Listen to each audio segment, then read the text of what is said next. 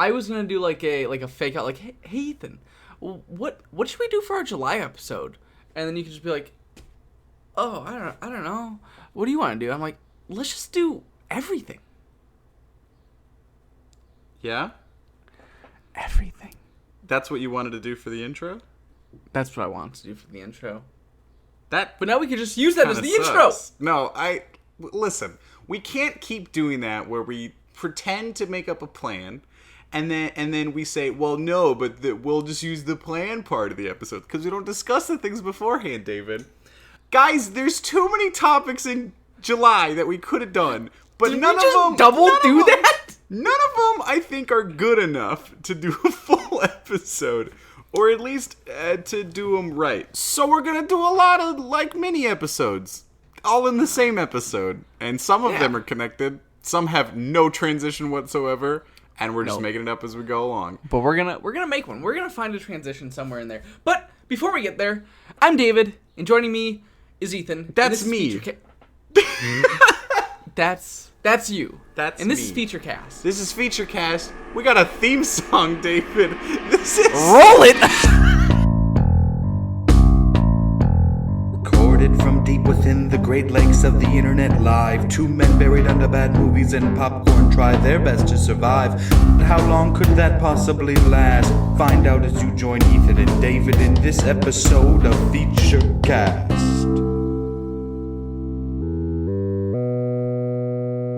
I think that was our best one yet. There was so much energy. I can't sustain that for a whole podcast. No, we're all going to be going downhill. I chugged 2 pots of coffee before this. Good Lord. Oh, David, you know what we normally do on this podcast? If it's your first time tuning in, folks and friends, I don't know why. That's a weird... I like it, though. Folks and friends. All right. Sounds like something old grandpappy used to say. Hey, gather round, folks and friends. I'm going to tell you how we start off the episodes normally in this film and comedy podcast. I wouldn't say it's a comedy film podcast because sometimes we're serious. Not this one. Not this one at all. We're going to start off with some first impressions. Those are going to be movies that we just saw for the first time recently. There are also movies that are on a backlog, and those are ones that we never got around to seeing that we then do get around to seeing. So then we see them, and we talk about them a little bit. But sometimes they're not always movies. Yeah, sometimes they're shows. We talked about the spelling bee news one time. No, we did not. We're going to talk about the World Cup. What other things in the news? We've talked about comics before. We sure have. Yeah. But the first one on my list is HBO's new miniseries, Chernobyl. Not new. It's been a while since we recorded. Some of the... I watched a lot of these a while ago. That is true. I mean, I did watch Chernobyl a while ago. But I thought I spoke about it on the last episode. And I was like, I didn't talk about Chernobyl. Because this is my favorite thing I've, ever seen. Honestly, it's so fucking good. It is... I just feel like it's the definition of a masterpiece. It's a slow burn, but it's never boring. It's always, if... This was a movie. If I saw this in a movie theater, I'd be on the edge of my seat for the entire, 6 hours. It's so good. And each episode, I'm like, okay, this has to be the best episode. But somehow they keep doing, one-upping it until they get to the final episode where it's, one of my favorite episodes of anything ever. The only thing that really is, comparative to it. Not in, what they're trying to do, but in a level of quality of an episode. Yeah, the episode Ozymandias of is and that episode of True Detective season 1 with the single shot. It's just so that and the episode of Jimmy Neutron where he's working at the shop and somebody's like, "Do you want salt?" And he's like, "Don't you mean sodium chloride?" Jimmy Neutron's on Hulu if you want to go watch it.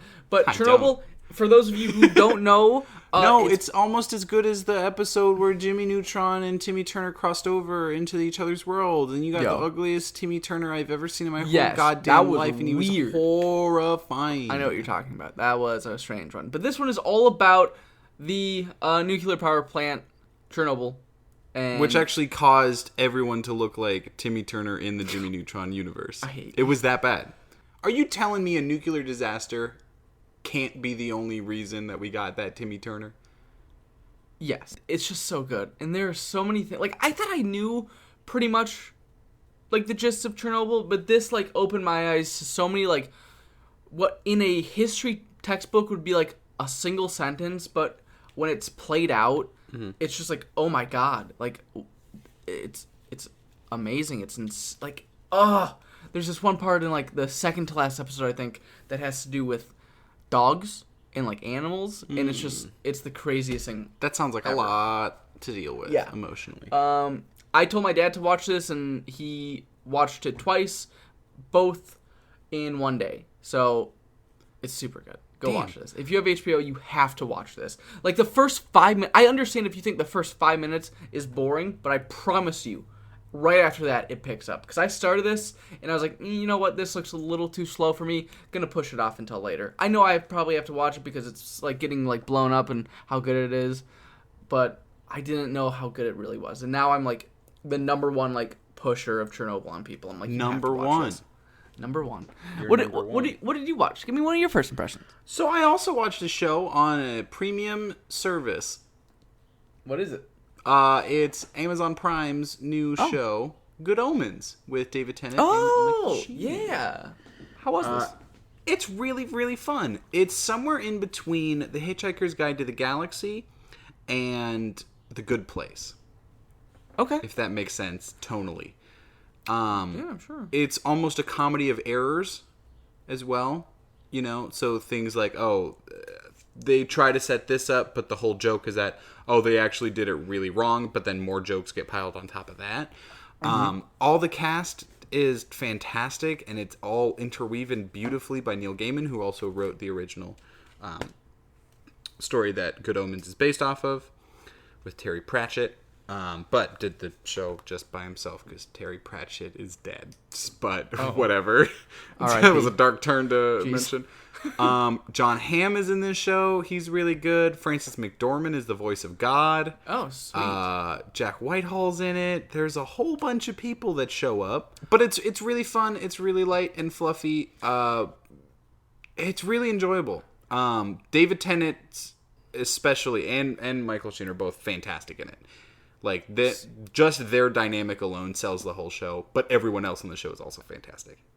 So I know you said it's an Amazon Prime show. Does Amazon Prime, because I really haven't watched an Amazon Prime show yet, do they just drop the entire season like Netflix? Or is it like, that's really cool. Good. Yeah, good. But Amazon's a terrible company, so whatever.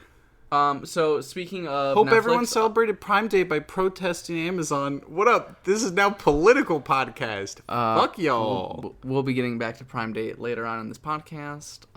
Did you actually give money to the horrible corporation as they? Oh yeah. I mean, are you a Prime member? Yeah. Did you watch their show? Are you supporting their show by watching it and talking about it on your podcast? Fuck. Oh wow. Don't speak with your. You're speaking with your words and not your money. You should not speak with both. But also, wait, did you say I should not speak with both?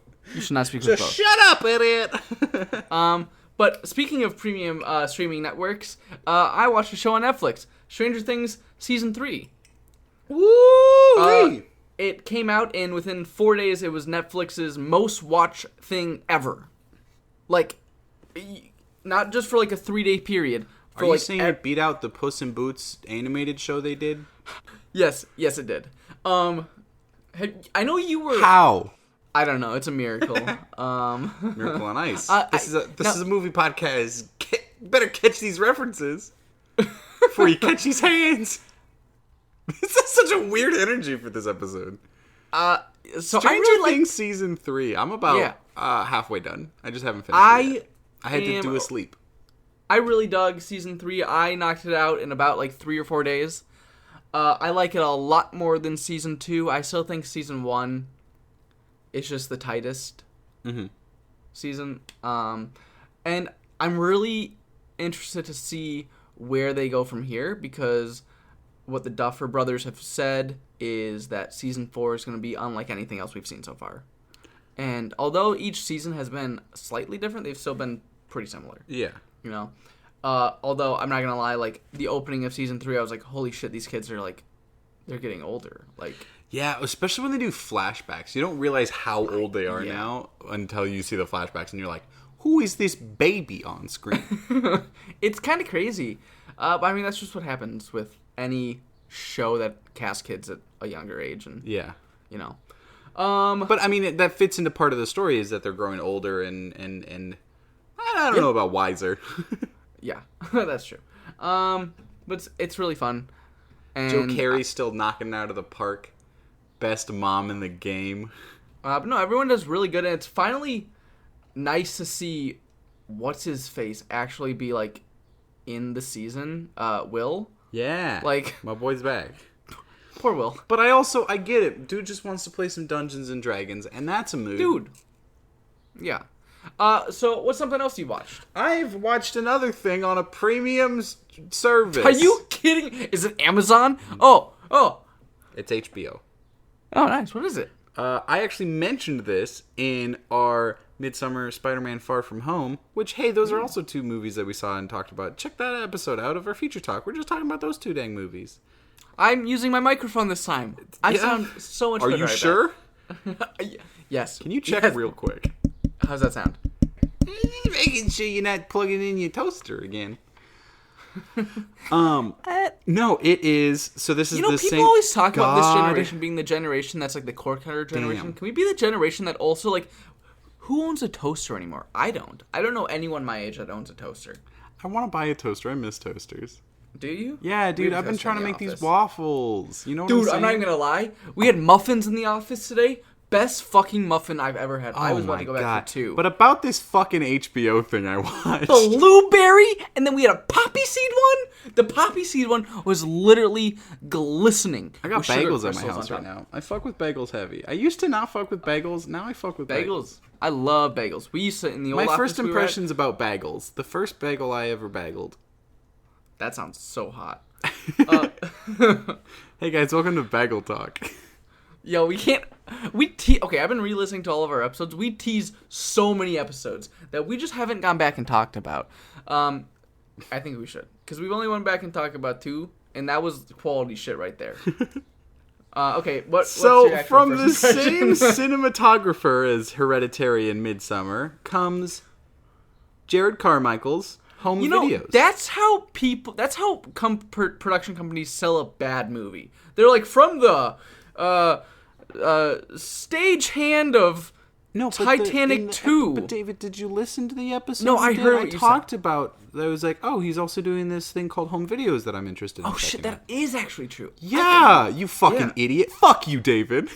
You big dumb angry bitch. I was also listening through Potato on the last episode, and it's very difficult to listen through those. Oh. Just a little red rut. whole A kitchen for the little red spot. podcast. Yeah. So, I'm amazed that the fucking... I'm amazed at how long it's... I haven't said a single thing about this fucking movie. Continue. Sorry, go. Alright, so this is a documentary. It's a pretty short documentary. It clocks in about half an hour. Well, that's not even a doc. That's a commercial.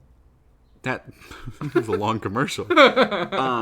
I know that if it doesn't get nominated, this will be like the first time ever I'll have a snubs for our Golden Boys.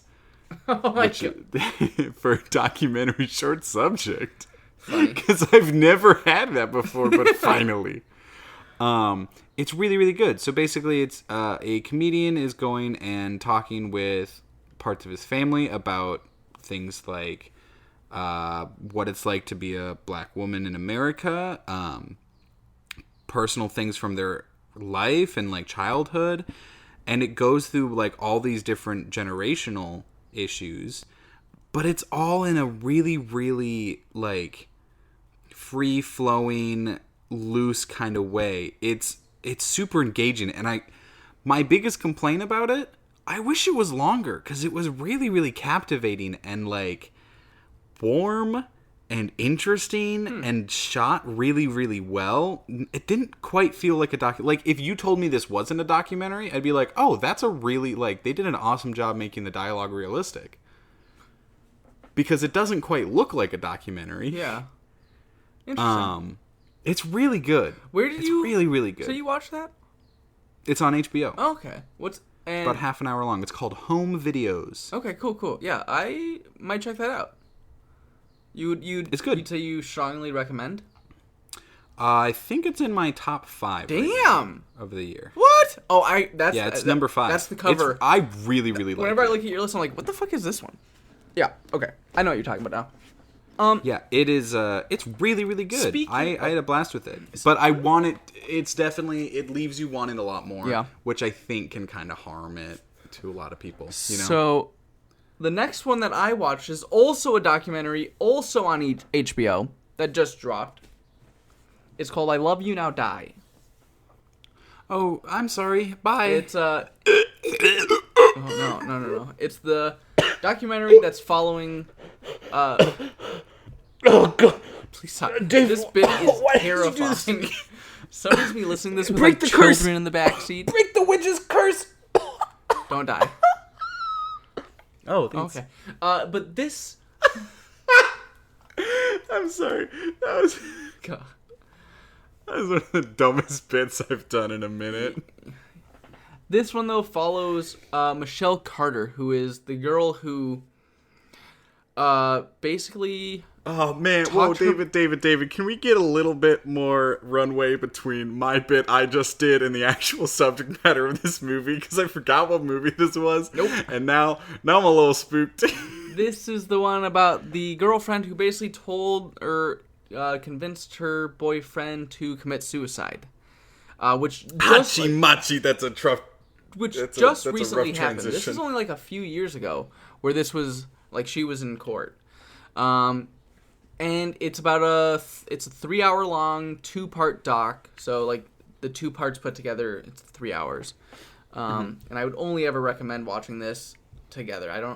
I feel like HBO is splitting this up themselves and not like the actual filmmakers.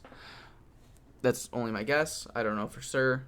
But this is also directed by the same person who also directed The Heart of Gold. At the Heart of Gold, the other HBO which doc. I finally watched and was really good and made me cry a lot and super emotional. Yeah, really good. You already talked about it on the show before, right? Yep. I think we did. I know we've talked about it. I don't know if we actually have talked about it on the show. Real quick, just extra one. That is a fantastic documentary, Yes. but again, really hard to watch. Really, really heartbreaking. Really good, but oof. You lose a bit of faith in humanity. Yep. Even though they try to, like, I don't know. It's tough, but it's worth it. This one will also. I mean, it's crazy because both of these documentaries are both. Their topics are so recent. Like both of these things only happened a few years ago. I guess At the Heart of Gold has been happening for a long time, but it only came out a few years ago. I would say At the Heart of Gold is a better documentary.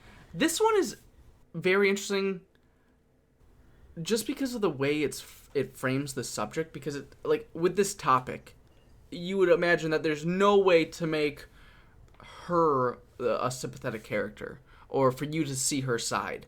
But in the second part of this doc, they actually start laying out like the defense's side for her. And it's interesting to see a documentary frame it in a not like, it's not taking a side. It seems like it's trying its best to show both sides, which is tough to do. It's very tough to do, and it's a very very nuanced and a delicate balance beam. Yeah. I thought I knew almost everything about this case too because it was so recent. I was following it pretty closely, but there are a few things that are just fucking so weird. Like, I was trying to talk to Marissa about it because she also followed the case, and I was like, "Did you know that? Like, how weird is this?" It's crazy. Yeah. I watched a documentary. Dude, whoa! These transitions, we're killing it. Kind of a Damn it. documentary. It's called Rolling Thunder Revue, a Bob Dylan story. Oh, that's definitely a doc, dude. The Martin Scorsese Netflix doc. Here's the reason it's kind of not a doc is because it's not all truthful. Oh? Are you telling me Marty is lying to me? Yeah, kind of intentionally. Marty? Marty, don't lie. Score. My little Marty score? Says he says. What the fuck? So this is taking a look at a really interesting time in the history of Bob Dylan, somebody who I greatly admire and have been a fan of, no matter what part of the career they're at. I think they are a fascinating figure and make some tasty bops. Do you think anyone's ever reviewed Bob Dylan's music by saying tasty bops No, before? never. Or am I a groundbreaking pioneer? Anthony Fantano, look out, you big melon head. New baby in town. New baby in town. It's me, new baby. We got a new baby in town. So, yeah, it's New in Town, but the sequel. Jesus Christ. Do you remember New in Town? No. So Bob Dylan does this big tour with a bunch of folks, like a lot of folks. And you kind of get to see how that environment works, because it's not an environment that's kind of had that big thing. And for an artist as big as Bob Dylan was, it's kind of strange to do something like that, especially playing as small of places as they were. Like, they didn't really make money at all. What they did make was fantastic music, fantastic memories, and a movie. This was also later in his career, though, correct? Yeah. This isn't your young Dylan. This is when Hurricane comes out. If you remember the song Hurricane, they actually do like a full performance in the movie of it. And one thing about the movie, you get these gorgeous renditions of these kind of lost to the ages songs. Yeah. Kind of fully remastered, and they sound beautiful, and it plays it a lot of them in their full entirety. Hurricane's an 8-minute song, so having that playing in its entirety, you'd think you'd get bored, but you kind of don't. It's really enjoyable. I would say if you're not a big Bob Dylan fan, this probably is not for you. Okay. Even if you're just like, I know a little bit of Bob Dylan, but like, I don't know, it's all right. It still might not be for you. It's not for everyone.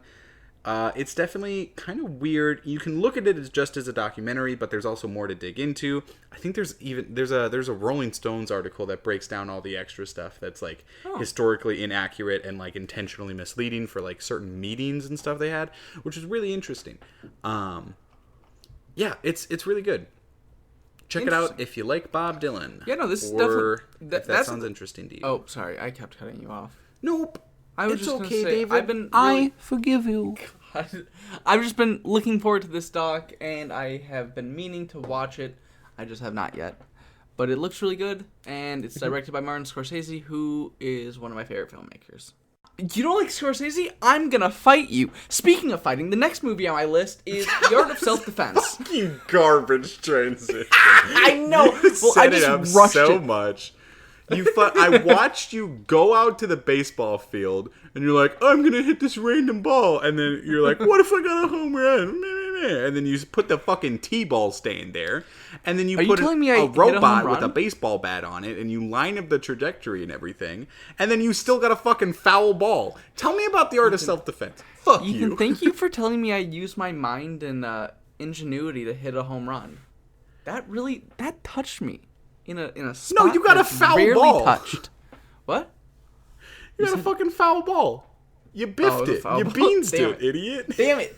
So, The Art of Self-Defense is a little movie directed and written by Riley Stearns, starring your boy Jesse Eisenberg. You said Stearns so sternly, and I really enjoyed that. Thank you. Yeah, no. So this is a very dark comedy about Jesse Eisenberg playing basically like the most Jesse Eisenberg character you could imagine. Like, so much so I went to the premiere of this, and there was like a live Q&A before it, and Jesse Eisenberg was talking about like when he was reading the script, he was like, I can't take this part because it's too cliche me, you know? But he was like, I love the script, I just got to keep reading it. And he read it all, and then he was like, I have to do it. So he did it. Thank God, because it's great. He does great in it. And one day at night, he is going to like the store because he has to get his little dog some dog food. And while he's going there, he gets assaulted by a motorcycle gang. And Oh no! Well, it's Watch pretty out! brutal. It's pretty brutal. And he. Sorry, I'm too lazy to get a clip from the movie, so I'm just gonna put that there as you like kind of talk about the scene, but it'll be like in the background a little bit. It's like, Oh, okay. oh no, it's me, Jesse Eisenberg. Dark as night. Bert, come here, you little punk. Bop, bop, bop. Ooh, goo, ah, ooh, I was in The Double. Did anyone see The Double? It's a great Richard Ayoade film. Oh, nobody watches Richard Ayoade films, you fucking nerd. Kapah, kapah. And then he joins a dojo so he can start defending himself and gain some confidence in the world. And then just craziness ensues. He meets the head of the dojo. Hey, it's me, the head of the dojo. Who could only be described as a, No, I don't.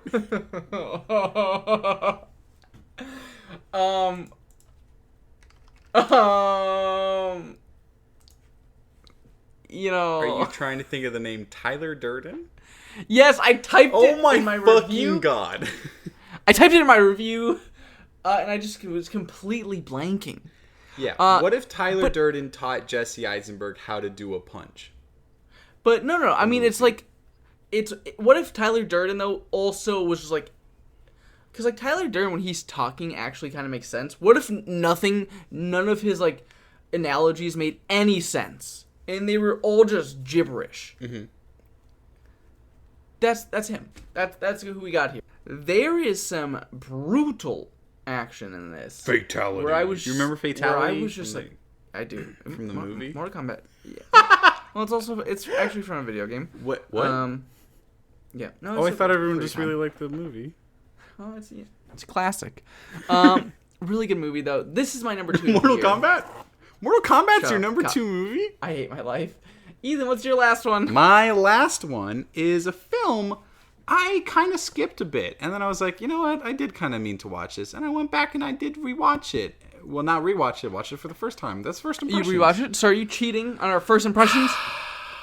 You giving me a third impression? I don't want a third impression. Get that shit impression out of here. This impression's not fresh. It's stale and old. Ew. No. This is the film Stockholm. Based off the real life event. Did you talk about Stockholm before? I feel like you did. I think I did. Yeah. Briefly. Because that's all the time it deserves. Okay, I liked this movie more than I was expecting to. Yeah, I don't know. Probably because I went in with super low expectations. Because I know you were really disappointed with it. I mean, I wasn't really... I said it was okay. Like, it's a fine little heist movie. Just, like, it seems like they're playing it up to this level where I'm like, if I didn't know this was a true story, I would think this is the stupidest shit ever. So the story's pretty garbage. But here's the thing that I was really sold on that carried me through. Ethan Hawke and Mark Strong are both really charismatic in this. Oh yeah, I mean, they're just not in conventional ways as well. And no, it's just I had so much fun just listening to them talk. You know, there's not like a bunch of action. I just enjoyed listening to them talk. And like, I don't know, Ethan Hawke especially is such a fascinating like character that, and I don't think they do quite enough with him. But it was enough to it got me through the movie, and I was like, man, I had a good fun little time with that. And I think I'm starting to appreciate movies that let me do that because I don't know, I want to be less harsh on some movies. And like Stockholm to me is kind of what Free Fire was to me, you know? Oh, it's like, yeah. I like Free Fire there are more things than that this. don't work, but I still had fun, you know? I had a better time with Free Fire than I did with this. I really enjoyed it. So like maybe check this out if it sounds interesting enough. I think this is the perfect movie where if it hits streaming, which I guarantee it will, this is a fine movie to throw on like at night and just kind of hang out with. Yeah. You know what time it is? It's Backlog time. Backlog. Hey, real quick, David, we did actually have some more first impressions that we were going to cover, but I think those are going to be super secret and kept safe and behind a paywall. I just became the person I hate in life. We're hiding content from you. Ethan, how just to tease it up a little bit, how many extra first impressions are you throwing to behind the paywall because I got 5 more. I also got 5 more. That's pretty fun. Damn! We got a lot more That's back 10 there. more movies. Or maybe... Can we just peek? Let me just peek behind the wall. Nope. Wall's too tall. I forgot my big shoes. Wait. Instead of like a... Wait, are your big shoes stilts? No, they're just really big shoes, dude. Oh, really They're big flats. shoes. They're flat. Then how do you see over a wall? If they're flat but they're just big, then you're just wearing clown shoes. They don't make you taller. They got like 6 inches on the tippy toes, so when I go on my tippy toes, I'm even taller than when I go on my regular tippy toes. Oh, They're really good. I mean, that is what they called you in high school, wasn't it? 6-inch tippy toe? Yeah, it was. It was. For a multitude of reasons. Man. Anyway, so that'll be fun. You'll hear more about that later. I get it. I get you don't want to have to pay for things, but like I don't know. We do actually put some effort into this sometimes. Did you listen to the big episode we did? God damn, that took a lot. Anyway, we'll talk more about that later. We're trying it out. Maybe it will work. Maybe it won't. Maybe you'll hate it. Maybe you'll hate us. That's fine. Let's talk about the backlog. If it does, yeah. So let's get into the backlog. So Ethan, do you want to kick this off, or do you want me to lead the charge? If you want to lead the charge, because mine's actually a good transition into. Oh, yeah. Well, if that's the case, then you lead off. No, fuck. So the backlog, for those of you that don't know, we mentioned it briefly before, but we'll break it down a little bit more. These are movies that we missed. That could be classic movies, that could be contemporary movies, ones that we've always wanted to get around to. We're trying to make sure that, like, because it's so easy to just go to watch a movie in theaters or something new on streaming because it's new and exciting and it's like, but there's so many ones that, like, I don't know, we just want to fucking see still and feel like we haven't, and this is a way to kind of force us to enjoy things. Yeah. Or, like, to actually go back and test it out. And David, so far, all of mine have been fucking bangers. Like, they've all been real good. Yeah, I've loved every single backlog movie that I've watched. Like, I haven't loved, but I've thoroughly enjoyed them all. Yeah. They're all really good fucking movies that, like, I was like, wow, yeah, I did sleep on this too long. And this is one I have slept on for so long. I have started, but, like, only ever gotten, like, 3 minutes in because I started too late. I'm just like, okay, I can't go into this movie with this, like, mindset. I need to be, like, fully invested into this movie. And that is Paul Thomas Anderson's The Master. That is still on my backlog. I tried watching it, but ran into that same problem you did, where I'm like, can't do it now, though. It has a loaded cast that only gets better as the movie goes on because you just, like, find out that more characters are in this fucking thing. But the main 3 are Philip Seymour Hoffman, Joaquin Phoenix, and Amy Adams. All A-list actors and actresses. They're just all giving it their all. Like, Joaquin and Philip Seymour Hoffman have a few scenes together that are just, like, if I had to, like, pick a scene and be like, what is just, like pinnacle acting look like, I would probably pick one of the scenes from this movie. Like one of the interrogation scenes? Yeah. Yeah. But basically what this movie is about, it's about Joaquin Phoenix's character, who is he was in the Navy, and he's coming home, and he's a sex addict, he's an alcoholic, and he is just figuring out how to handle being back and essentially failing at being back until he wakes up on a boat, and the boat is owned by Philip Seymour Hoffman, and basically Philip Seymour Hoffman he's essentially playing L. Ron Hubbard, and this movie is basically Scientology. A lot of this movie's... So, Philip Seymour Hoffman's character is the head of what is called the Cause. And the Cause is essentially Scientology. And because they take a lot of pieces that are in actual Scientology.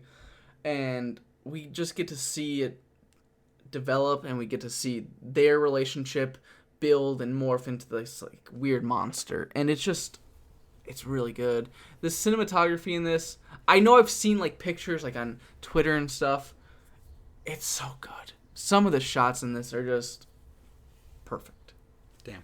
Yeah, I've been really meaning to see this one. Yeah, it's really good. I've started it. I think you'll love a this. multitude of times. Yeah. Well, so what is the one that you're crossing off? David, I watched something. You know how long? So, The Master came out, what, 2012? Yeah. Yeah, so you've been sleeping on that for a few years. I've been sleeping on this movie since I was 6 months old, I think. What is give this? or take. I thought Maybe the 5 movie months. you were gonna do for Backlog was like in the 1950s. No, that's next. old are That's you? next one. Oh. What? How old are you? Ethan, have you been lying to me this entire time? 69. So what is it, Ethan? What is the movie that you've been... Wait, well, no, you're David, only, did like... you hear when I said the sex number? That's a quality joke. What's the movie that you crossed off your backlog? Now, we mentioned before in our big episode that I was doing a little tripperoonie, right? I was going on a visit. You hop on were a tripping? plane, Oh. going over a big old ocean, going over to the wonderful land of Japan. I was going on a trip, David. I was going on a trip in a favorite rocket ship, flying through the sky. Little Einstein. I went to Japan, David. Yeah? It was a blast. We're going to talk more about what that was like in our main part of the episode. Dude, but I can't wait. I watched a movie that's from Japan and has to do with Japan. Now, this movie was released in 1998. Okay. It's called Akira. Oh. And I had never seen Shit. Akira before. I have neither. Oh. Neither? Neither. Nah, I haven't either. I'm learning how to talk. Oh. Wee baby man. Goo goo gaga. How did you like this? This is also one I've started, and I only made it like 7 minutes in, and then I bailed out. I was like, this looks weird for right now. I absolutely adored Akira. Now, Akira Really? takes place in 2019. What's up with classic sci-fi movies that take place in the near future, albeit 2019? We got Blade Runner did it, and then Akira did it. I only have the two examples. Blade Runner takes place in 2049, buddy. I'm just joking. I know what you're saying. No, it takes place in Tokyo in 2019. So I was like, hey, I'm going to be in Japan in 2019. I didn't end up going to Tokyo, sorry. But I got to say, wow. pretty much the same thing. Pretty much it's all, yeah. Yeah? Yeah, it's all it's the same. Let's go back to this movie, because I don't know what you're saying. I'm very confused, to be honest. I'm saying Akira 2019 is the same as regular Japan 2019. It's full of biker gangs, genetic testing. Are we cutting this? Akira is a fantastic movie. It is gorgeously animated, with really, really striking characters and like a really engaging like mythos around it. Like hands down, animation best part of this fucking movie. It is absolutely breathtaking. Best ever. I was like, damn. It is. I don't know. I had a real fucking fun time, and I'm definitely gonna rewatch this movie over and over again. I watched it in Japanese with English subtitles. I have not heard. Good. I've heard that the dub is pretty garbage. Yeah. Question for you. So, I feel like with anime movies, there's like a level of like, can you suggest this film for everyone? Because some anime movies do get a little, anime. I don't know what that means. You know what that means. What? I think you know what that means. Let me get Steve on the line. He knows what that means. Man, if we would have planned for that and just have Steve that jump would in have been so just for like good. 2 minutes, that would have been really funny. But we're gonna keep this in. I Sorry, mean, Steve. We could have planned. I could call him. Should I do that? No, it's gonna sound so bad. It's not even gonna be worth it. It's gonna sound literally worse than my potato. What's up? Hey, you are on speaker on the podcast real quick. What makes an anime movie too anime? Because David said it about Akira, and I don't know what it means. I didn't say too anime. I said what makes a movie like... Oh, he's answering. Perfect. Honestly, Fuck. that's a really interesting question, actually. Not too anime. What makes it like especially more anime than like a Pixar movie. I feel like Akira would be the only anime that's too anime. This is the best podcast ever. Like, All right, well, listen. Jesus. All right, thanks. Bye. So that answered our question. I guess didn't answer my question of what does that mean, but I guess you're right. Okay, there we so go. good to know. Thank you, Steve. As always. Oh, I hope that Probably- doesn't sound like garbage. It probably sounds like garbage. That's amazing. I'm so happy right now. Podcast over, dude. Fuck the rest. It's never gonna get better than that moment right there. I really liked Akira. Apparently, it's too anime of an anime. I still don't know what that means. I think that might be a good thing. I have no idea. I'm not saying it's too anime, but there are people when you go, "Hey, do you want to watch some anime?" and they go, "No, I don't like anime." Oh, do you like animated? Like, do you like Pixar movies? And they'll be like, "Yeah. I just don't like anime."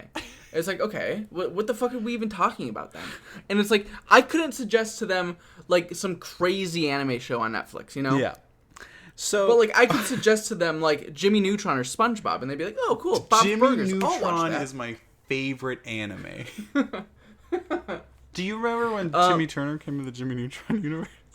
Get back to this movie, let's wrap it up and get to the main segments, because we're almost an hour in for first impressions. So my last backlog is the episode where Timmy Turner jumps into Jimmy So, Neutron's Akira, world. though, you liked it? Akira's Akira? a blast and a half. This is a tasty bop, if I've ever seen one. It's got some heat. It's packing it. It's a blast. Brain blast. Hey everybody, welcome to the first little Patreon pop-up. We got a Patreon. David, tell us all about it. I didn't even know we were doing this. I was literally just playing with my belly button. Wait a minute. Are you saying that you can find out more belly button tricks when you subscribe to our Patreon? The $50 tier gets you belly button play. The $100 tier gets you everything below the belly button. David, that's nasty. That's nasty. Can you wait a minute. What are the tiers for Patreon real quick? Let's break it down for you. We got 3 tiers because we are simple-minded people who couldn't come up with more. The first tier is film crew. Your basic film crew, you know? I don't want to say basic. That makes it feel like it's not love. We got the entry level film crew. That's only $1 a month. What can you get for $1? $1? How easy is $1? It's so easy. It's less than a fry at Wendy's, I think. It is, definitely. And what you get from that is just a big fucking thanks from us for being there for us. Big fat fucking thanks. We're gonna take that fucking thanks and we're gonna fucking shove it straight down your throat. And you're gonna like it. You're gonna really like it. No, you'll get a quick little shout out on the podcast. We'll mention you, give you a quick what's up. What's the $5 one? That's the next one. We got a $5 tier, which is for critics. Yes, our film critics. Not really just for critics, but it's called critic. We're gonna come up with probably better names. Yeah, don't stick with these names. $1, $5. You get exclusive access to our private RSS feed, which has our extended bonus episodes. Yeah, you get to hear extra stuff. That's fucking awesome. David, plus, quick, what's you one also, of the what's in this episode? What's one of the first impressions that we cut that's gonna end up in the extra bit that you can only get on the Patreon feed? Toy Story 4. Absolutely, I also have it. Fuck. So I'm gonna have to list another one. How to Train Your Dragon 2 and 3. Oh damn. Yeah, I finally watched both of those. So 3 animated movies, but you also more. But the coolest thing that you also get is access to our Lost episodes. Mm-hmm. Ethan, how many Lost episodes do we have? How many hours do you have stored on your hard drive of our old episodes? Don't know. Lost them. I thought you found them. I thought they were there. Don't know. Lost them all, David. Should Hence the I name. Idiot. Should I delete that? No, we got a couple of old things kicking around that we'll be able to find. And then we have our executive producer tier, which is the big How dogs, much is the that? Big How players. much money? $10 Only a 10 month. buckaroonies. That's like a burger. That's like a cheap burger. Burgers are cheaper than that. That gets you access to the coolest thing in the world, our commentary track. Absolutely. We don't know. I have an idea for what we're gonna do, and it's probably. I know wild. 100% what our first one's gonna be. Ethan, do you want to know what it's gonna be? Oh man. I don't know the title of it, but I found it on Netflix, and it looks like fucking gold. Yeah, we're gonna watch. I found this little. It's gonna be garbage movies, I think. Right? Oh, They're all gonna be garbage, terrible. right? I think it's called Patrick. It's a movie about a pug that like runs away. It's from this year. Have you heard of it? No. because it's so bad. Man, here's a couple of ones that But we'll it probably looks end up so doing. good. Norm of the North 3. That's right, they made a fucking third one. God damn. Also, I really want to watch the Queen's Corgi because it sounds like hot garbage. Fuck, can I pay? Can I pay? Let me pull out my wallet right now. David, let's in unison read off our credit card numbers, and we'll say it at the same time so they won't be able to tell. You ready? Okay. 6 4, 5 3, 3 2 8 7 0 2 6 1 2 7 3 cool 7 8 F 5 F 6 D 9 Z H 2 6 L 5. emoji. Ooh, man, we don't know how to end this one, huh? This little ad. Let's get back to the main episode. What was that? It's a morph. That was a That's morph? a transition. A morph into what? From what? The main episode.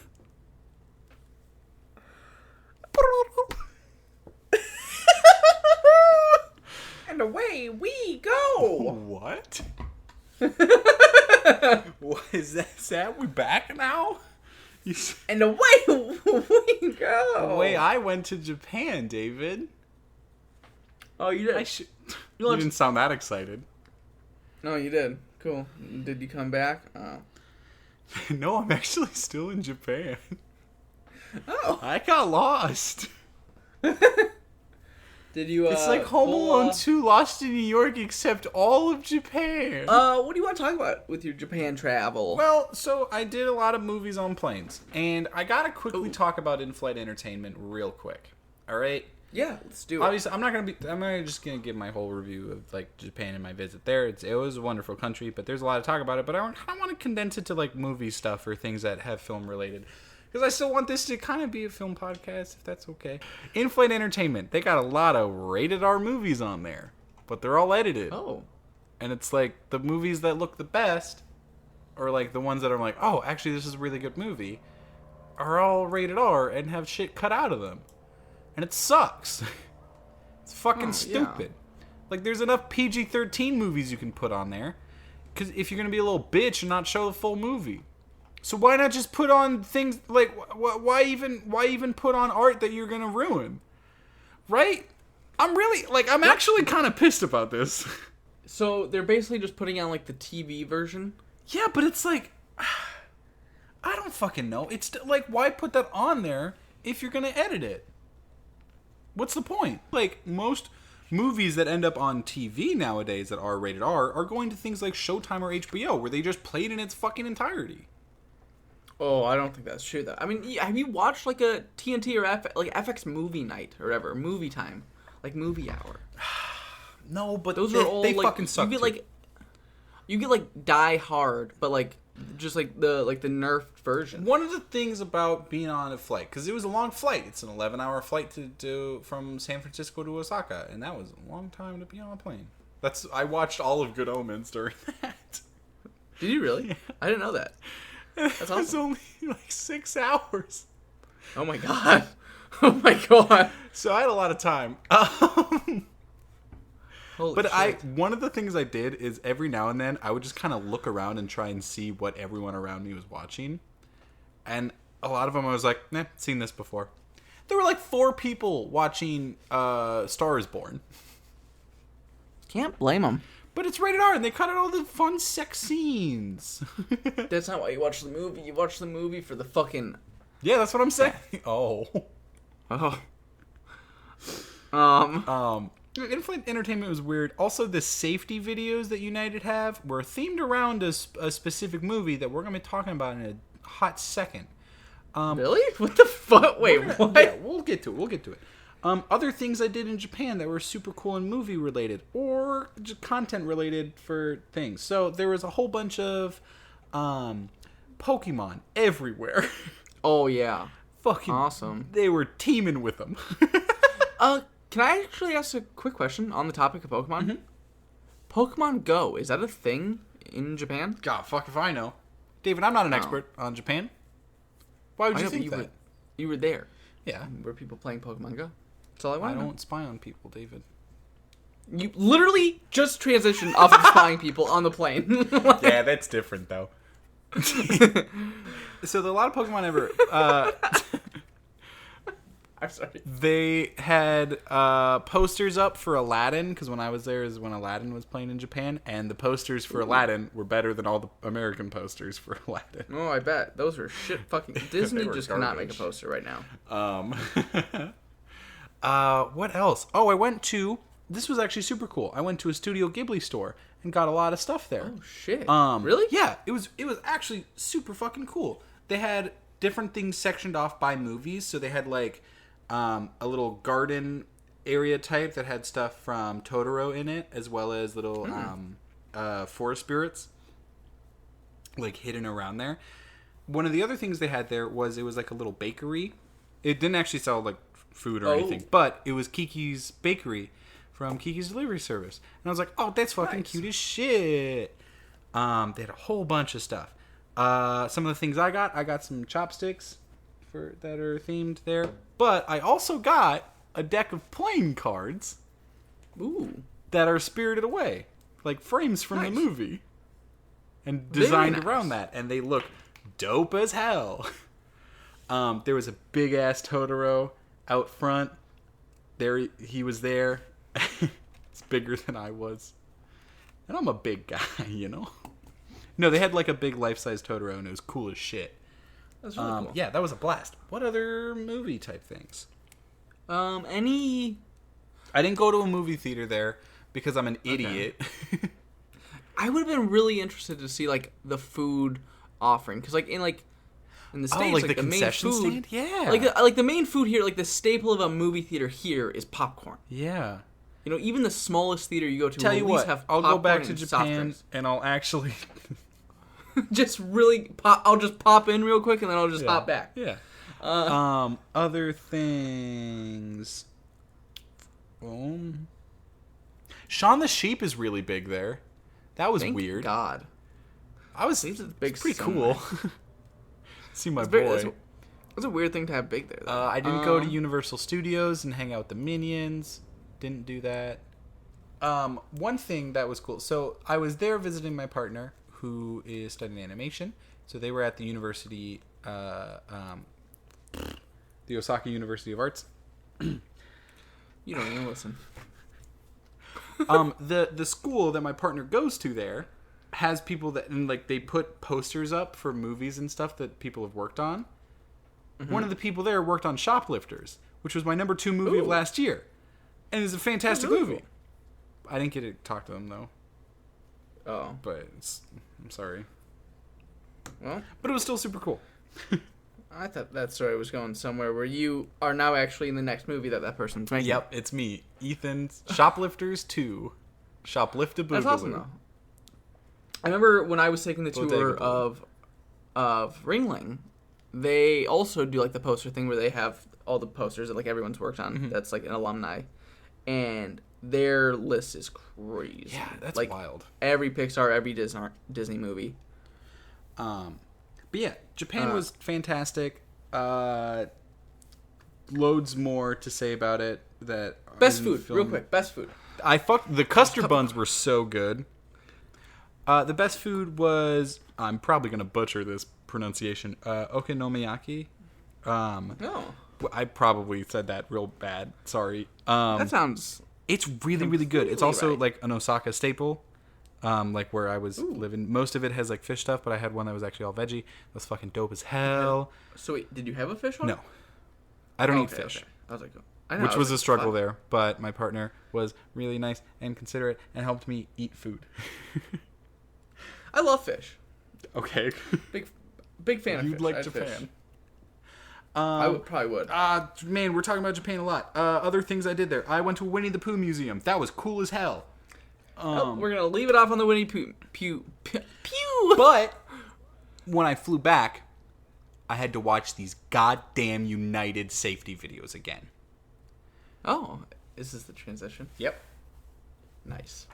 Let's hear it. Spider-Man and United teamed up.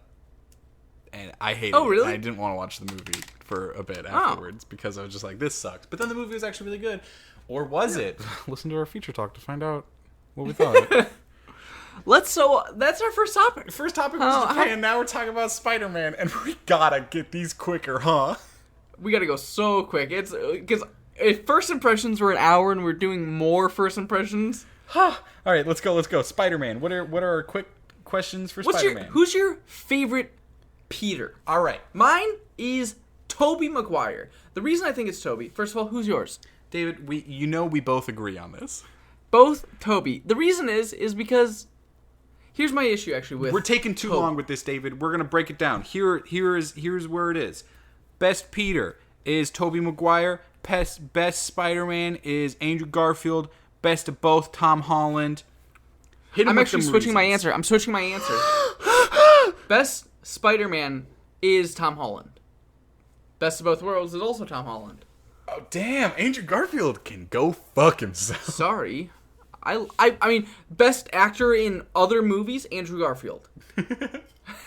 Unfortunately, he gets sucked into the shit Sony trash Spider-Man movies. Sorry. Best Spider-Man movie, easy. Spider-Man 3. Spider-Verse. Oh, Into the Spider-Verse. fuck. No. Hands up. Yes, Spider-Verse. I started doing my Papa top hat. 50 of all time list, and Spider-Man Into the Spider-Verse is the only Marvel movie to make my top 50. Oh, wow. I don't know if it'll stay there, but I'm Interesting. pretty sure it'll probably be up there. Damn. I love that movie it so slaps. It's so good. Best villain. I'm very curious to see what you say, because we've had some really good villains lately, like with Vulture. Mm-hmm. Most recently. The villain in Far From Home is really good. Yeah, it sure is. Who is your favorite villain? Mine's Doc Ock. And the reason it's Doc Ock is because I feel like when we get introduced to him in Spider-Man 2, him and Peter actually have this relationship that, although like Norman's relationship never feels like it's a real relationship, because he's supposed to play like that father role and it's supposed to play the same like twist, but Doc Ock actually feels like a friend to Peter and like a father figure to Peter. Yeah. Unlike anything else I think we've seen. And then when he does turn into Doc Ock and that chip blows and he, gets taken over by the fucking arms, like, it sucks. And I feel like Peter hates that, and that eats him up inside, which adds to his villain character. And then we get that final conclusion, where he basically Darth Vader's the situation. I'm gonna go. Doc Ock is really solid answer. My gut check, I want to say Kingpin. In Into the Spider-Verse? Yeah, because like he serves his purpose of being spooky, and like all of his stuff makes sense of what his motivations are clear, and he's big and tough, and he is definitely a challenge for Spider-Man, but it's not like. It doesn't over-encompass the movie too much. It's still a Spider-Man movie, Here's my reason why I didn't go with him. One, I think a lot of his main points he gets is for his fucking sweet animation. Yeah. Like, his character design is so But you cool. could easily say, like, it's somebody's performance watch, brings it above and beyond, and, like, that's also absolutely true. But I think in the movie, the first half of the movie is more Prowler and Doc Ock in that universe. And then we don't really like Kingpin's there. He's definitely doing stuff. Right. But, like, You're right. It's Doc Ock. I don't feel his force. You're right. Which is weird because You're he right. literally kills Spider-Man. You're right. But I think he's overshadowed by the multitude of other villains that we get in that movie. Yeah. Prowler is the big villain in that. But really good choice. Kingpin, I was definitely running through my mind to pick him. I just think Doc Ock is a little bit stronger. Otherwise, I gotta say Big Wheel. Who? Big Wheel has not made their movie debut yet. I'm still waiting for Big Wheel. David, real quick, and audio listeners, do this as well. Audio listeners, we don't have video. Listeners, do this at home. Quickly look up Spider-Man Big Wheel. Oh, gorgeous. He's actually... Who knew Big Wheel was actually in Star Wars? This is General Grievous's little machine thing. Yeah. Yeah, Wow, he's a who big knew? wheel. Hey, you know who's a side character in the most recent Spider-Man? Nick Fury. Nick Fury is played by Samuel Jackson. Samuel Jackson has been in a lot of Tarantino movies. And that's as good of a transition as we're going to ever get from Spider-Man into Tarantino. We're going to talk some Tarantino films. David, tell the folks at home why. Why what? God damn it. We talked about this, David. I was spacing out, I'm not gonna lie. Why we're talking about the boobies. Because my most anticipated movie of the year comes out this month, Once Upon a Time in Hollywood, Tarantino's 9th film before he does his final 10th film, which will probably be Star Trek. How weird is that? I don't know. It's if fucking that's still super happening, weird. But that's wild. What? Let's go. Give me the Tarantino questions. So, best character. I get two. It's two characters in the same movie for my favorite character. Okay. One is Jules, because he's fucking so good. Ooh-wee. His arc in that movie shown in like different, like in that like the fucked up timeline is so good. And number two is the coolest motherfucker ever to touch a Tarantino film, the Wolf. All right. I dig it. He comes in, he knows exactly what to do, exactly how to do it. Doesn't even break a sweat. Mm-hmm. Who are yours? I'm going with Leonardo DiCaprio in Django Unchained. Oh, very nice. Wow. Very nice. Calvin Candy, he's so, like, in a movie that already had really interesting characters, right? Oh, He comes in 100%. like halfway through the film and is immediately just like, you just gravitate towards him. He's so interesting and like very different from things that Leonardo DiCaprio has done in the past. He's this super slimy, but still like with this southern charm, even though he's an awful, terrible person. And it's just like a magnet. Like it is. He's so fascinating, you know? 100%. I mean, his teeth, grimy as shit, and the famous skull scene. It's so good. That's really where Leo was pushing hard for his Oscar. Yeah. Best Tarantino scene. I got a few. There are so many scenes that Tarantino does that are just like just so. For me, I gotta go with the "Say What Again" scene in Pulp Fiction. Because that whole scene from start to finish is incredible. Like if that was a short film, you would still get every single plot point in it. Like that's one that it adds so much to the movie, but isn't solely dependent on the movie as well. Like that scene is just incredible. Yeah, 100%. I have probably Samuel Jackson's greatest like delivery, or any like quote in any movie. Do they speak English and what? I got 4, but I know which one's mine, so I'm just gonna run through the other 3 really quick. The opening of Reservoir Dogs, talking about tips. Okay. Yep. Also really good. Gold. Real quick, I also love the milkshake and dance scene from Pulp Fiction as well. Is incredible. Oh yeah, totally. The opening of Inglourious Bastards with the milk. Yes, with the milk, So with the good. pipe, with the rats. So fucking good. Just tension filled, like the definitive tension scene. I really liked the You're gonna take mine. I know you're gonna take mine. If you keep from talking. Hateful Eight. Oh no, not mine. What? I really like the scene in Hateful Eight, again, a Samuel Jackson scene where he is describing to this other Civil War veteran what he did to his son. Oh, Is a really great scene. yeah. One of my favorite lines of, monologues is Bill's at the end of Kill Bill Volume 2, where he's talking about Superman and how Superman is the only superhero whose alter ego is Clark Kent, a normal human, and Superman's perspective of the human race is, this fragile and not confident person. I love that scene. I think it's so good. But my favorite scene is the bar scene in Inglourious Basterds. It's so good. It is so good because it's leading up to something that's not going to be good. And then Michael Fassbender lifts up his fingers, and what a creative tell to have it be the three fingers. Oh my god. And then it, leads to what it leads to. Fucking love it. It's so good. Fantastic. Do you got more Tarantino questions real quick? Favorite movie? What is it? Favorite movie? Let's hear it. He's only got 8. Unless you count Kill Bill Volume 1 and 2 as separate films, in which case it's technically 9. Is that true? Yeah. I never knew those as one movie.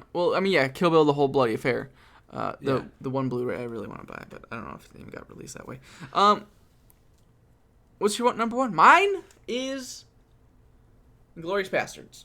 I think that's probably what mine would be too. It's so fucking good. But I gotta give big ups to Pulp Fiction. I think I would like Pulp Fiction a lot more if it wasn't like, I don't know. I just feel like it's like talked about too much, and like but it's still really good.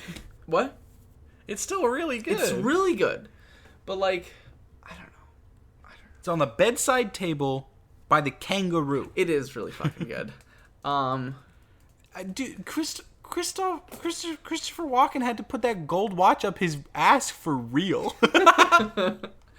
It's crazy to me, like, because I don't watch Pulp Fiction that often, but when I see it, like, there's all those pieces I forget about, and I'm like, fuck, that's right, that's in here. It's a dense movie. Like the Gimp stuff is in that movie. Yeah.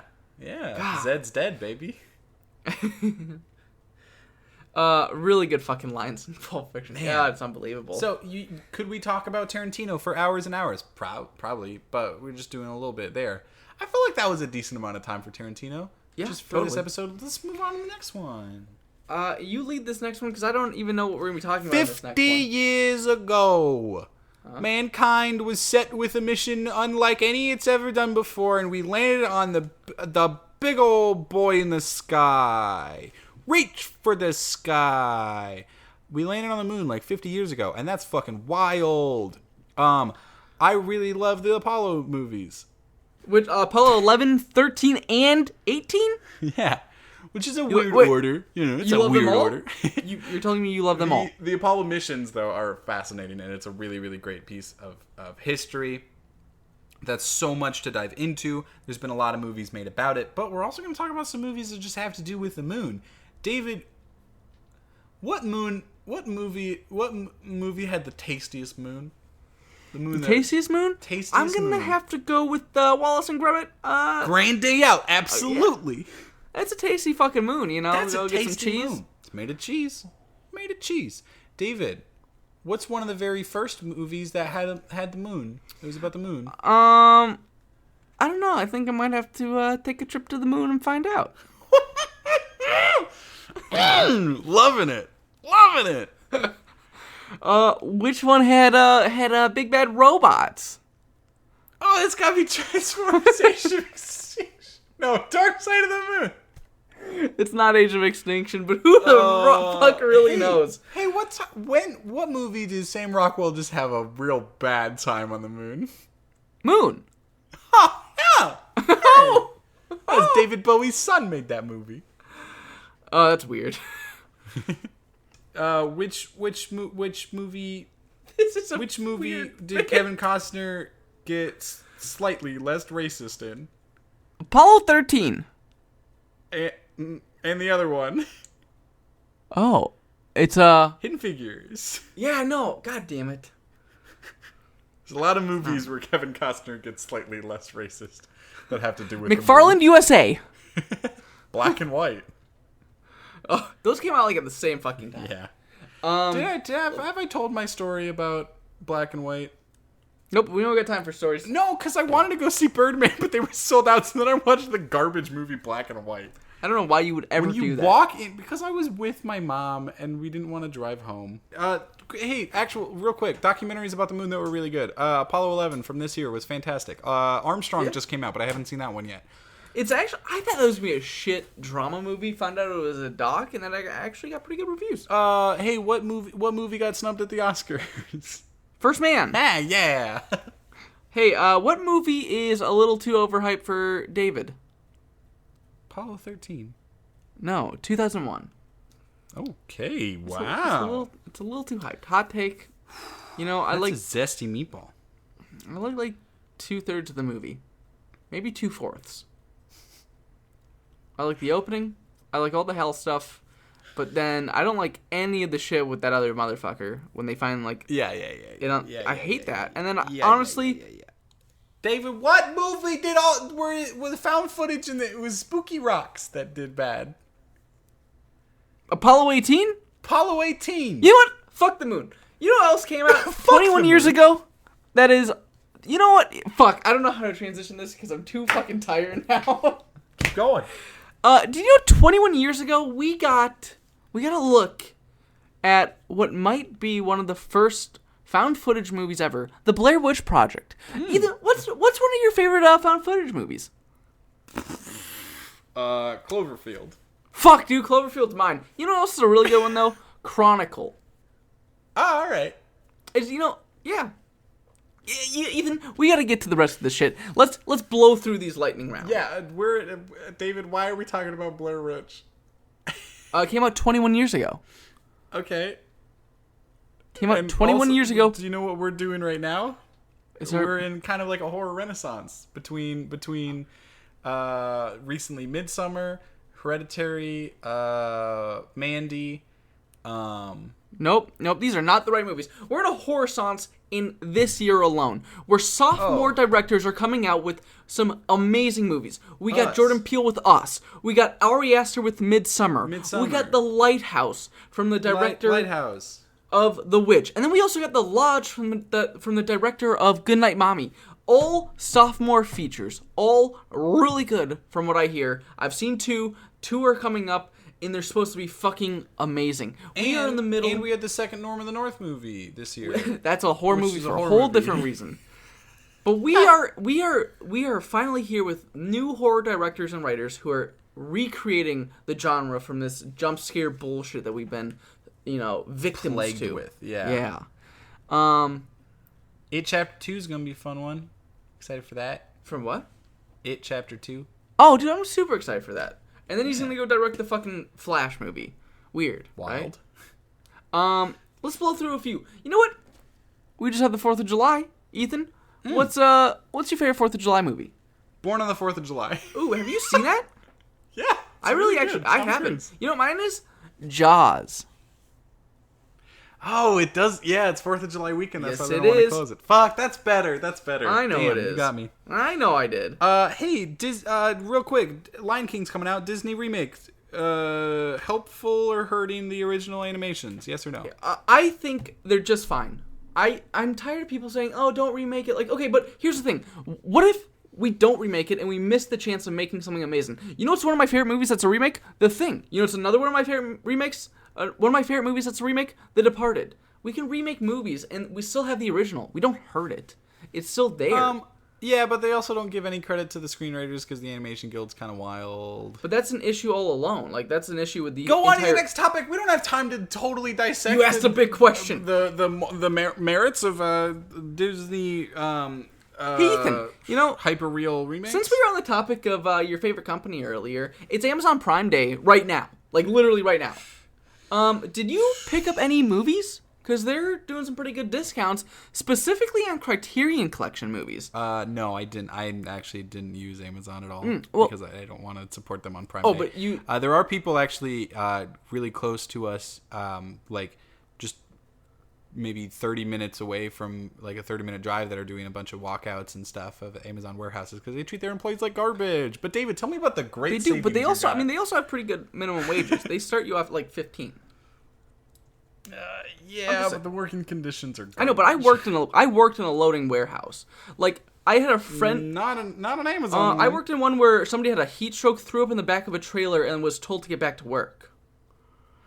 Yeah, that's not fun. What discount? I didn't get a discount. I got a bunch of movies. I got Ron. I got Shadow. I got Akira. I got House of Games. I got In the Heat of the Night. I got Sweet Smell of Success, and I got Blaze. I got a lot of movies. Really good deals. David. Yo. You know what July is? Coco the Gorilla's birthday. Ooh. What's your favorite movie monkey? Dunstan checks in. Godzilla. King Kong. King Kong.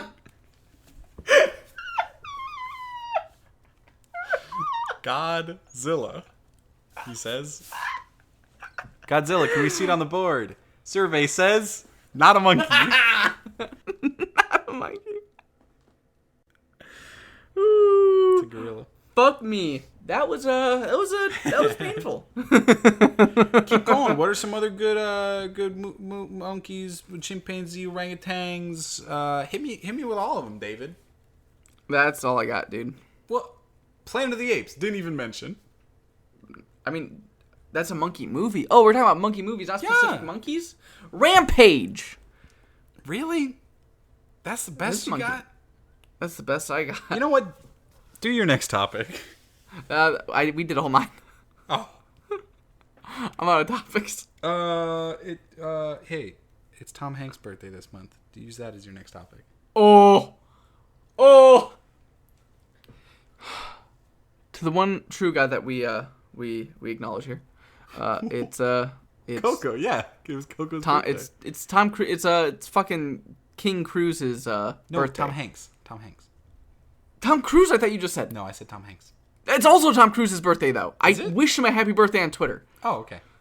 We got the Hanks and Cruise birthday. In the month of Tom Cruise, it's his birthday, which means the Cruise cast is gonna be coming, and we're gonna do it fucking hard.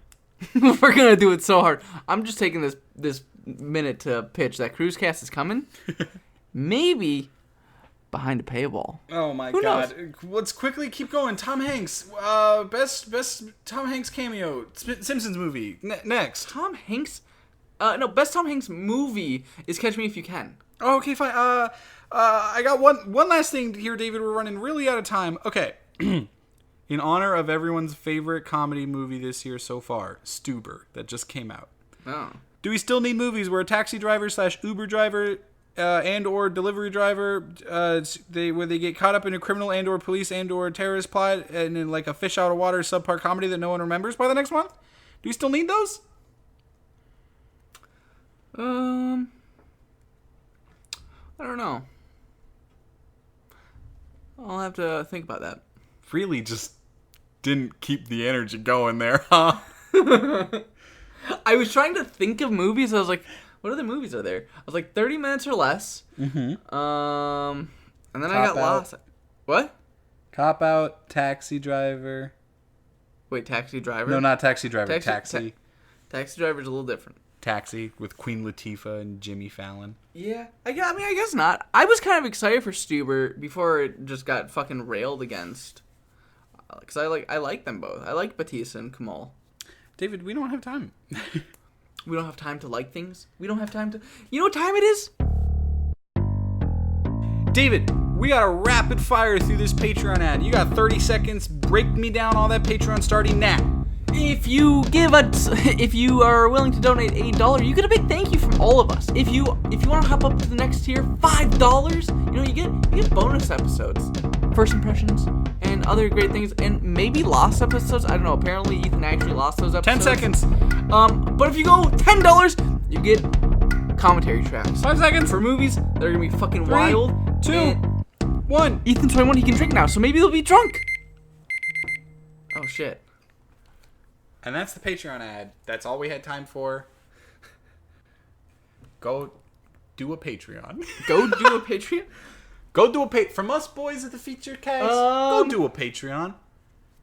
Ethan, do you know what time it is? It's fucking fix and pitch time. Oh, fuck me. Theme song for that. I always forget. I know you do. And I wish that was a bit, but it's really not. We gotta go. Go quick.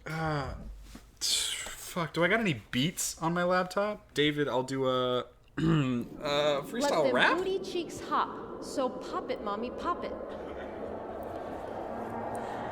Hey. I'ma do it like this, daddy. No. Follow that thing to the ground and keep dropping. Pitch and fix, then you gotta get your licks. Do a movie that is bad, then it feels pretty shit. Gotta fix it, gotta fix it, gotta pitch it, gotta pitch it. Make a new idea and then you tell me it's delicious. Oh god. This is a bit where we do. I can't.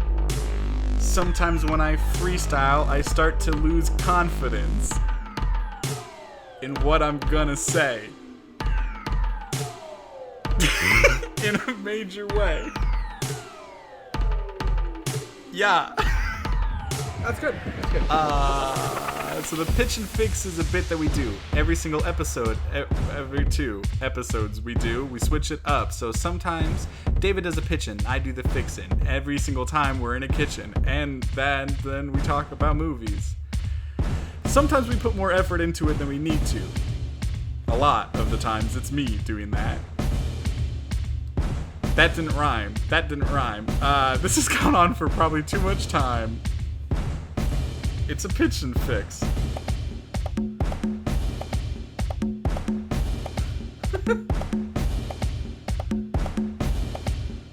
Yeah, that was nothing. That was garbage. Did you know that Tiki Waititi is pushing off? What did you say his name was? I don't know how to say it. I can't pronounce it.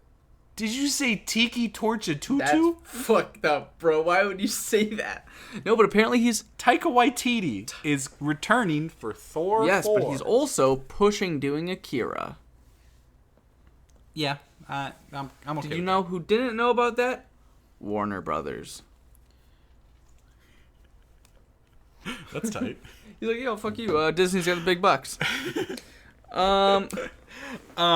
It's Welcome to Pitch and Fix. It's the ever-present segment with the ever-changing theme song. We gotta blow through this quick. Hopefully, never a freestyle rap again, because Fuck that was that. awful. No, wait, never again. We gotta blow through this quick, though. Do you want me to lead, or do you want to lead? Well, David, we always start with the fix and we end So with the fix pitch. it up, big boy. Little bish.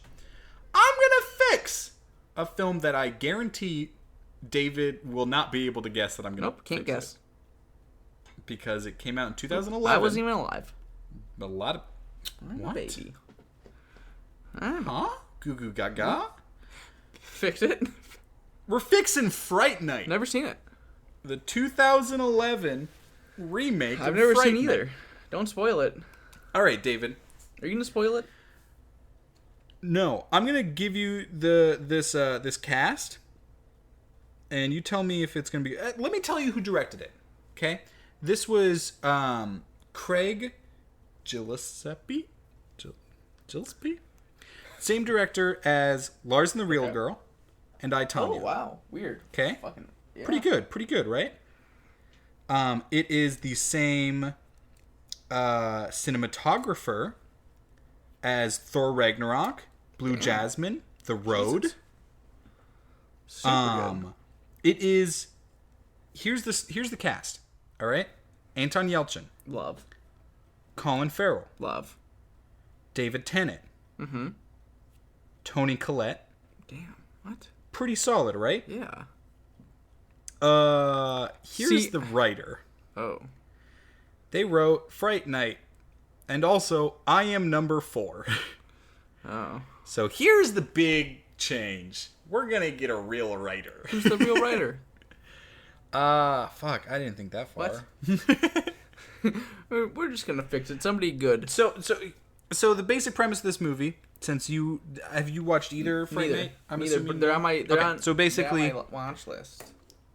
Realizes that there's a vampire living next door, decides to do something about it.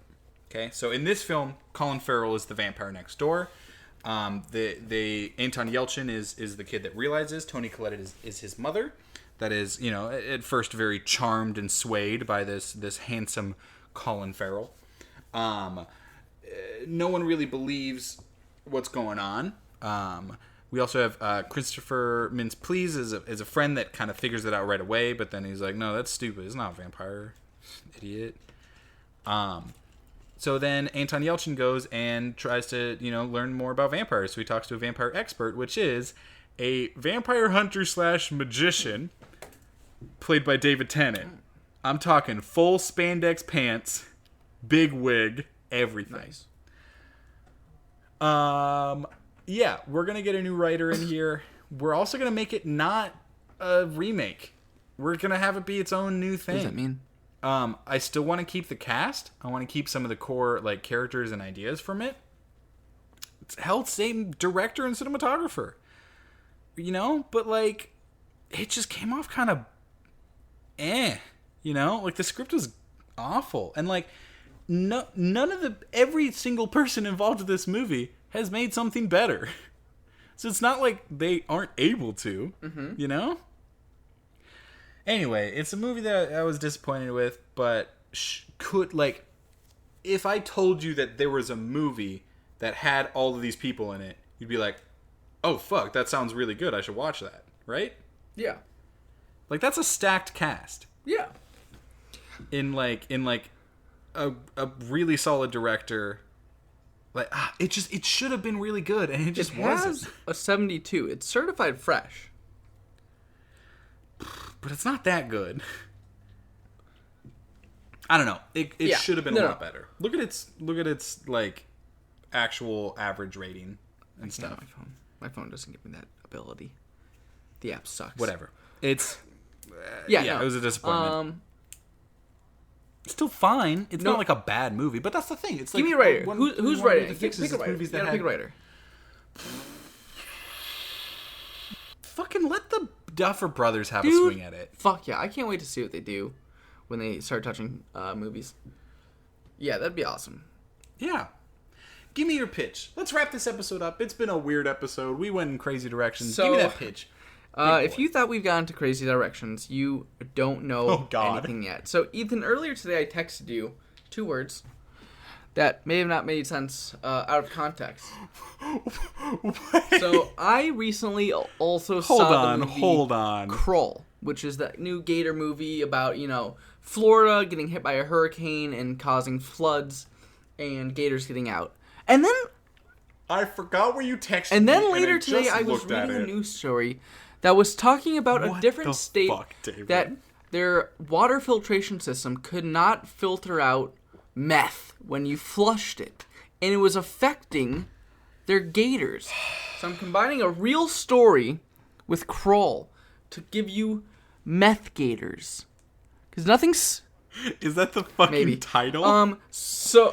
Is it called Meth We're turning Crawl a movie... We're turning Crawl a movie that's almost up to 10... fucking up to 50. We're spinal tapping this to the next level. No, but what if we gave a bunch of alligators meth? Is one of the most buck wild pitches we've ever done. Not just that though, because that's first act, second act. But what we're giving you is a twist, which you'll find out in the story, which this police officer was talking about. Is just imagine if the geese got it. If the ducks got it, a methed out duck, all the animals in the water got affected by the meth. And it's gonna be fucking chaos. All these methed up aquatic animals just going crazy, attacking people. It's gonna be gold. This movie's gonna do to, this will do for meth what Jaws did to water. Exactly.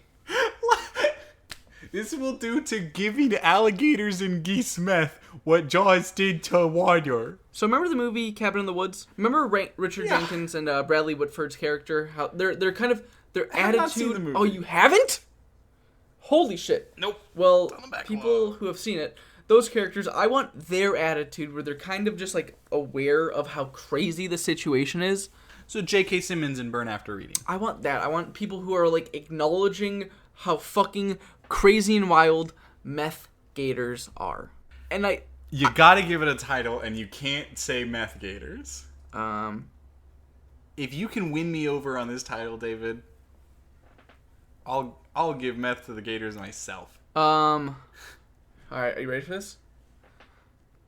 Mm-hmm. Captain Meth playing on Captain Crunch because gators go crunch.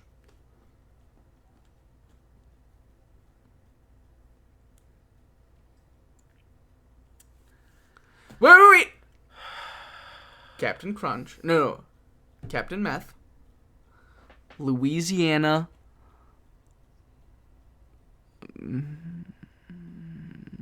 Something.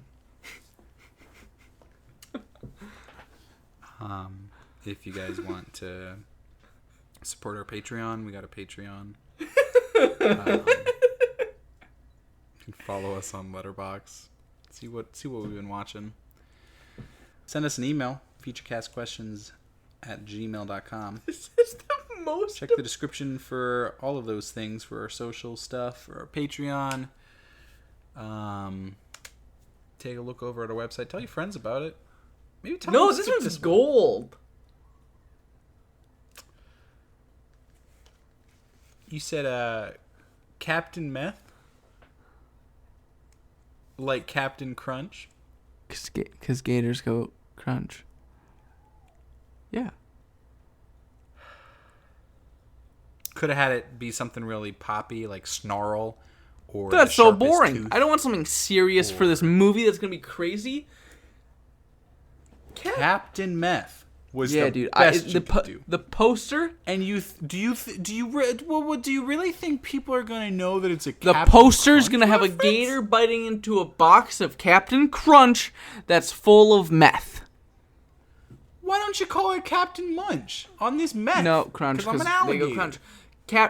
The poster's gonna be a gator biting into a box of Captain Crunch that's full of meth that a drug dealer threw into the... Captain Munch, oops, all meth. Yeah. Well, thanks for joining us, guys. That's the title, It's David. Captain Crunch, Louisiana something. Thanks for joining us. And for those of you who are patrons at the $5 mark, we'll be seeing you for about the next 25 minutes as we run down our extended list of first impressions and the top 10 anticipated movies for the rest of the year. Join us. Oh my God. Join us there behind the paywall. You should have done oops, all meth. Oh, that was good. So now we're done. Now we're... Wait. No. Wait, David. Remember how I'm going to end every episode with a kiss? I'm still... For those of you who still want to hear my signing off, I'm still saving that for behind the paywall. Ethan's a slut who kisses before the paywall. Oh my I'll God. kiss you after the paywall. Oops, all meth. That's okay.